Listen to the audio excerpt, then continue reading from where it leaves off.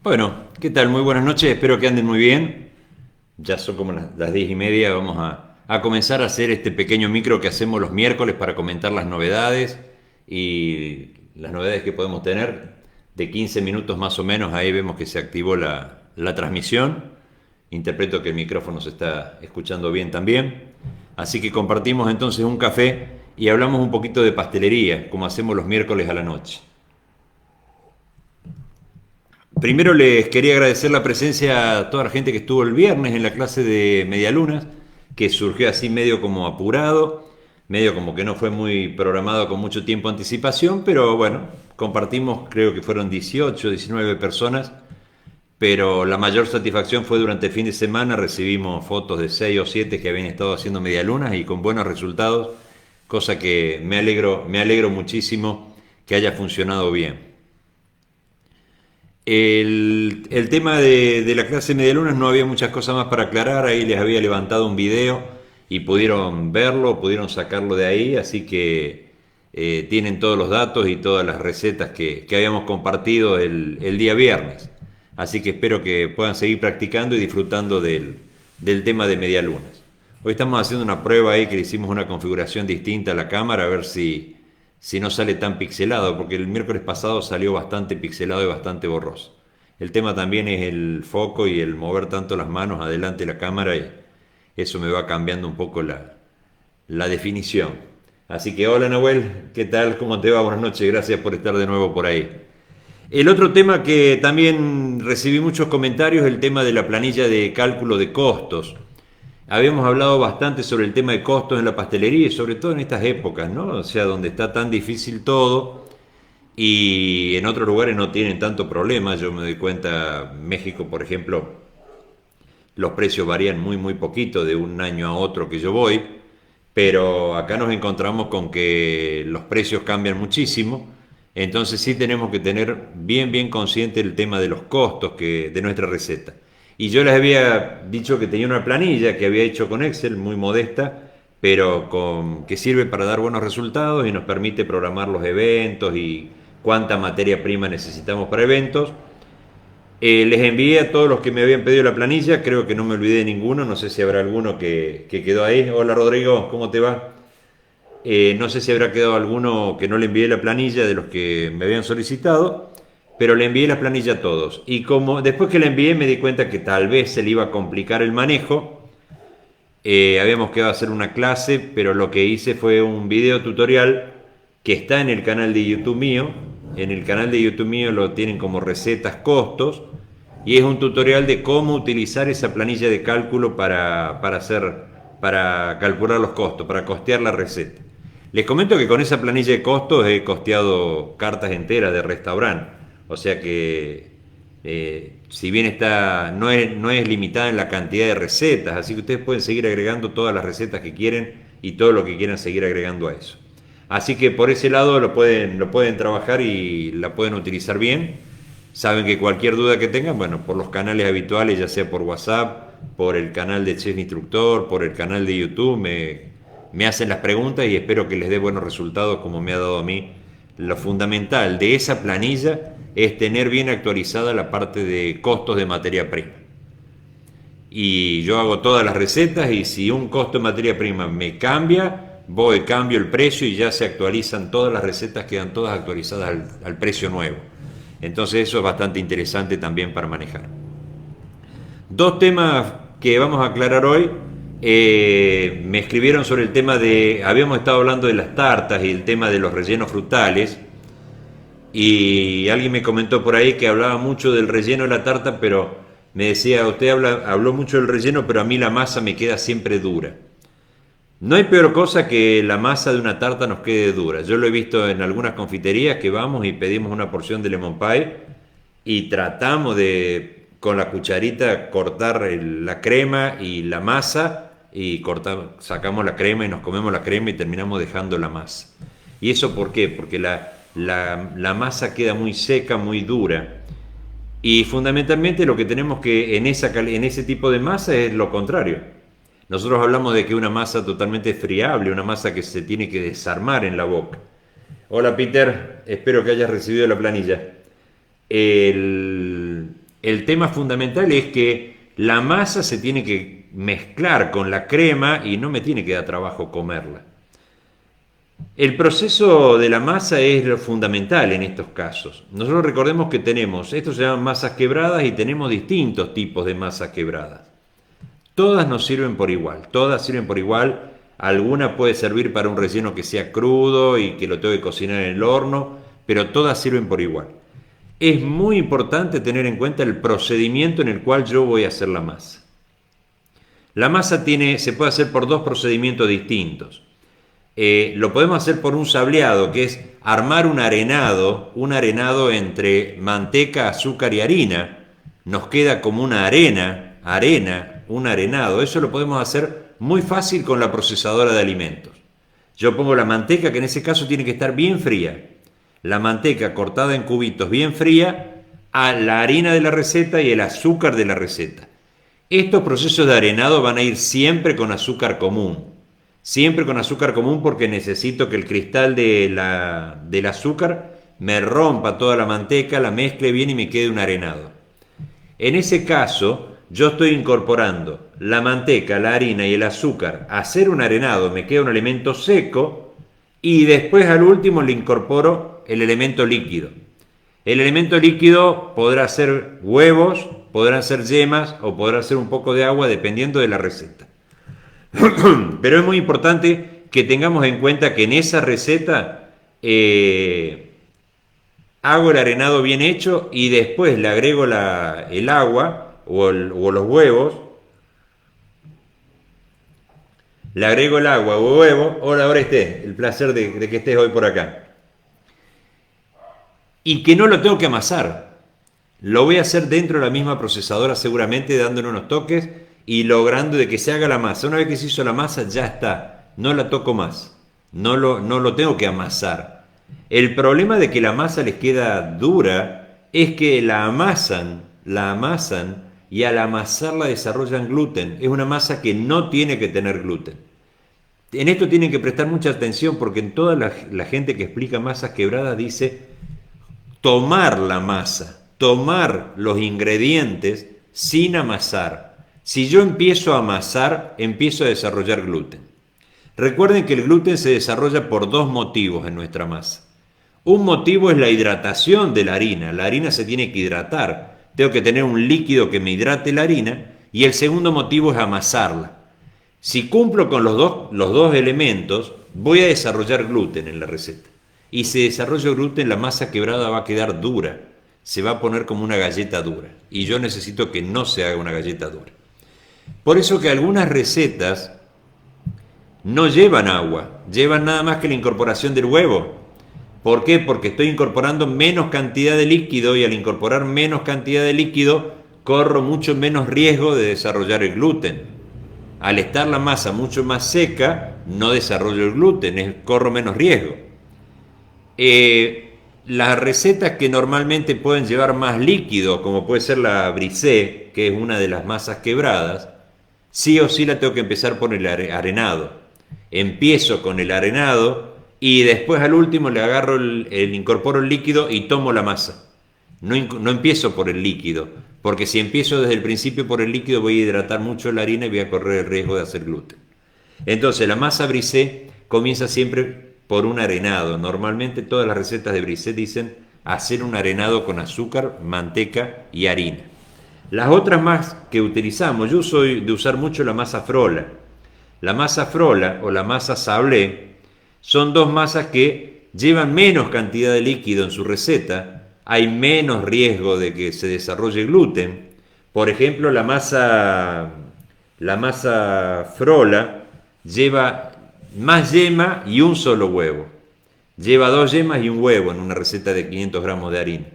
Entonces tengo menos líquido todavía porque estoy usando yema sola. La sablé lleva normalmente en medio kilo de harina lleva 2 huevos. Al tener más clara tengo un poquito más de líquido. Pero lo fundamental es no amasarla la masa, es simplemente tomarla. Y otra cosa que tenemos que tener en cuenta las masas quebradas, por el motivo para el cual el tema del gluten, por el tema de que nos queda dura, que me habían preguntado por qué queda dura, es por amasarla, ¿sí? Yo hay una frase que encontré mucho en México por allá que dice se le quema la masa, está quemada esa masa. ¿Por qué dicen está quemada? Porque cuando estas masas la amasan mucho empiezan a tomar brillo, toman mucho brillo porque se empieza a disolver la manteca o mantequilla que tiene y empieza a quedar brillosa. Entonces ahí te dicen está quemada esa masa ya, le va a quedar dura. El otro de los elementos que tenemos que tener en cuenta en esta masa, fundamentalmente, es el reposo de la masa. Normalmente encontramos en todas las recetas que nos dicen la dejamos descansar 15, 20 minutos en refrigerador, en heladera, y después la utilizamos. Y siempre encontramos la explicación de que la dejamos descansar 15, 20 minutos, así la mantequilla o manteca se enfría de nuevo y la puedo estirar sin problema. El motivo del descanso de la masa, mientras yo más tiempo del descanso le dé, va a ser más fácil para trabajar después. E inclusive yo las hago de un día para el otro la masa y la dejo descansar en el refrigerador. Primero porque va a estar bien fría, la voy a poder estirar bien, la voy a poder foncear bien en el molde sin ningún problema. Y por otro lado, el motivo del descanso es que si yo no la dejo descansar la masa, la harina no se hidrata. No le doy tiempo a la harina de que se hidrate. Ustedes van a ver que si la hacen de un día para el otro tienen mayor rendimiento de la cantidad de masa y les salen más tarteletas a lo mejor o más tartas pequeñas si están haciendo tartas pequeñas que si no la dejan descansar. La harina se hidrata, se hincha y voy a tener mayor rendimiento y de esa forma me voy a estar asegurando de que la voy a estirar, la harina va a estar hidratada, la manteca va a estar fría y la voy a poder trabajar bien. Entonces eso en cuanto al tema de la masa quebrada. No amasarla, si te queda dura es porque la estás amasando todavía mucho. Me podrás decir, bueno, pero la tomé nada más. Lo que pasa que también acostumbramos a tomar los recortes que nos quedan, juntarlos y amasarlos de nuevo.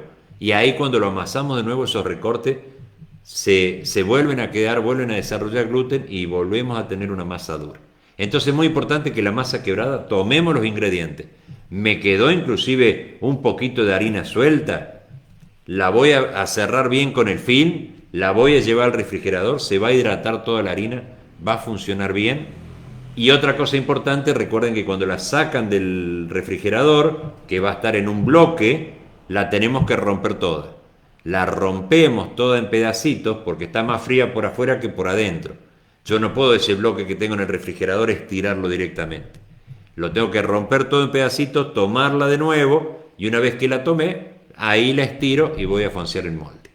Es interesante que todos estos tips los van a tener en el blog de masas quebradas, pero faltan varias semanas para que llegue. Una vez que fonceo el molde, también yo acostumbro congelarla. La llevo a congelación unos minutos. Eso va a hacer que la masa se congele, entre congelada al horno y cuando la cocine no se me bajen los bordes. Vieron que siempre se baja el borde de la masa de tarta. O le tienen que estar poniendo peso, cosas así. Yo fonceo bien el molde, armo bien el molde, lo llevo a congelación, al horno entra congelado, entonces cuando se empieza a derretir la manteca de mi masa, la harina ya se empieza a secar y los bordes no se caen, no se bajan. Y de esa forma no tengo que estar poniéndole nada adentro. Bueno, esos son los tips. Era explicar nada más por qué queda dura por el gluten y tenemos que tener cuidado de no amasarla fundamentalmente.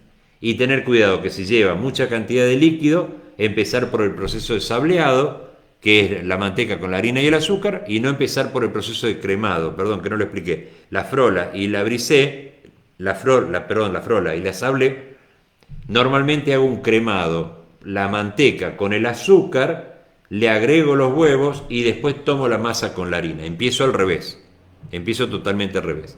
Manteca, en ese caso la manteca bien pomada, los bato bien en la batidora con el azúcar, que normalmente en estos casos utilizo azúcar glass, azúcar impalpable, porque me va a hacer una masa que sea más crocante, más seca.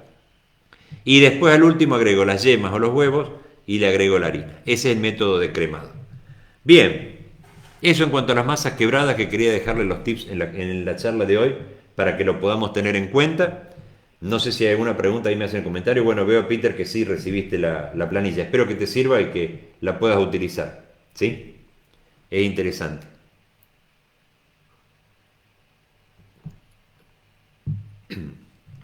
Bien, otro tema más, porque ya estamos en los 15 minutos. La crema de manteca o crema de mantequilla. Me preguntaron cómo hacer para lograr que sea más blanca la crema de mantequilla o crema de manteca. Sin duda que algunos acostumbran a ponerle un poquito de colorante blanco al final y de esa forma nos va a quedar un poco más blanca la crema de manteca. No nos olvidemos que la crema de manteca o mantequilla estamos haciéndola normalmente con huevos enteros, un aparato bomba de huevos enteros o de yemas, un aparato bomba. Ahí tenemos ese color amarillento que nos queda en la crema de mantequilla sumado al color amarillento a veces de la manteca o mantequilla. Estamos hablando de mantequilla, manteca, o sea, no manteca de cerdo, sino mantequilla.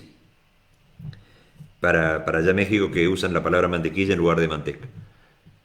Otra de las opciones, que es la que me da muy buen resultado normalmente, es en lugar de hacer la crema de manteca con un aparato bomba de huevos o de yemas, lo hago con un merengue italiano. Empiezo por un merengue italiano, hago un buen merengue italiano, bien consistente, y le agrego la manteca pomada, la mantequilla pomada, a último momento para que me tome la preparación, y de esa forma también hago una crema de mantequilla y me queda más blanca. Tengan cuidado que no es la misma cantidad de manteca o mantequilla la que van a utilizar. Si empezaron con un aparato bomba de huevos enteros o un aparato bomba de yemas o un aparato bomba un merengue italiano. De las tres formas que empiecen, la cantidad de mantequilla que va a absorber la crema de manteca o mantequilla va a ser distinta, no es la misma cantidad de manteca o mantequilla, no corran tanto riesgo para que se les corte, ¿sí? Ya en el blog de crema de mantequilla, ahí vemos unos trucos para recuperarla, porque la podemos recuperar si se nos corta, le podemos hacer un procedimiento y la podemos recuperar.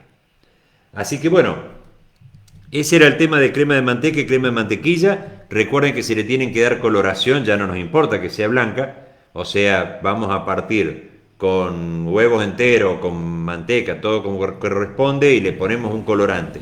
Los colorantes que sean en gel o que sean en crema, ¿sí? No que no sea en pasta, perdón, no que sean colorantes líquidos, porque la crema de mantequilla se les corta enseguida a partir de que le agregan un líquido.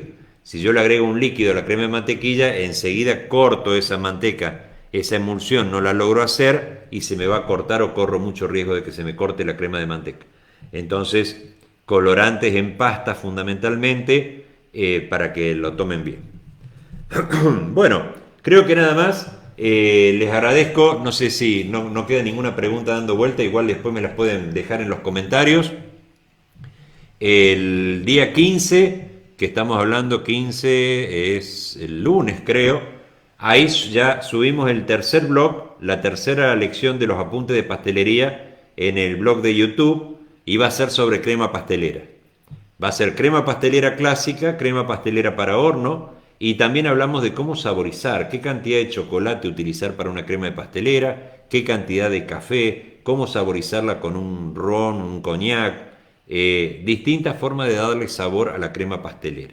Los tips, los cuidados que tenemos que tener, la conservación de la crema pastelera, cuánto tiempo la podemos tener, cómo la debemos refrigerar y cómo la debemos mantener. Si podemos agregar o no gelatina o grenetina a una crema pastelera, dependiendo para qué la vamos a utilizar. Todo eso va a estar en el blog, en el tercer blog del día lunes. Estoy muy contento con el tema de los blogs porque veníamos con unas 100, 150 reproducciones y esta última semana hemos crecido bastante. Hola Tania, el placer que estés por ahí, tanto tiempo.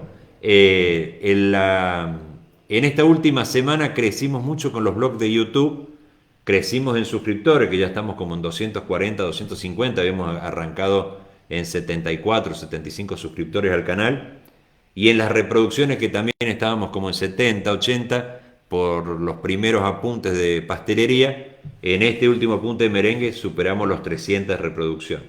Así que vamos creciendo con el tema de los blogs, que es fundamentalmente un material para ustedes, para que les vaya quedando temas puntuales de la pastelería, con un apunte, con una receta, con una explicación en el blog de la página web, que ahí también está todo desarrollado el texto, y nos van quedando ahí los materiales como para ir haciendo un pequeño apunte.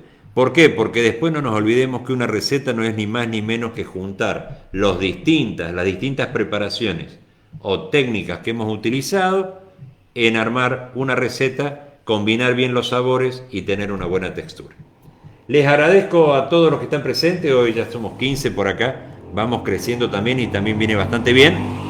Tenía nada más que esas preguntas para hoy, así que los dejo hasta el miércoles que viene, que seguramente si hay preguntas y todas esas cosas las vamos a responder el miércoles. Y el día lunes levantamos el blog nuevo de Tus Apuntes de Pastelería en el canal de YouTube. Gracias a todos. Nati, ¿cómo te va? Un placer que estás justo llegando por ahí. Recuerden que el video queda en la página, queda en la publicación mía de Facebook. Todavía no preparé las cosas para hacer Facebook e Instagram a la vez, pero bueno, seguimos por Facebook, vamos contestando las preguntas por acá. Que tengan una muy buena semana, un muy buen fin de semana largo. Esperemos que mejore un poquito el clima porque venimos con bastante frío en Córdoba por acá. El último fin de semana largo que tenemos antes de que empiecen las clases, porque ya el 17 de febrero tenemos que empezar con el trabajo del colegio secundario, por lo menos por mi parte, a trabajar. Así que un placer. Hola Judith, tantísimo tiempo. Un placer que estés por ahí. Todos los miércoles entonces, 10:30 hora de Argentina, 19:30, 7:30 PM de la hora de México. Y nos conectamos por acá y vamos respondiendo todas las preguntas. Los encuentro el miércoles que viene entonces. Gracias por acompañarme siempre y por estar presente. Que tengan una buena semana.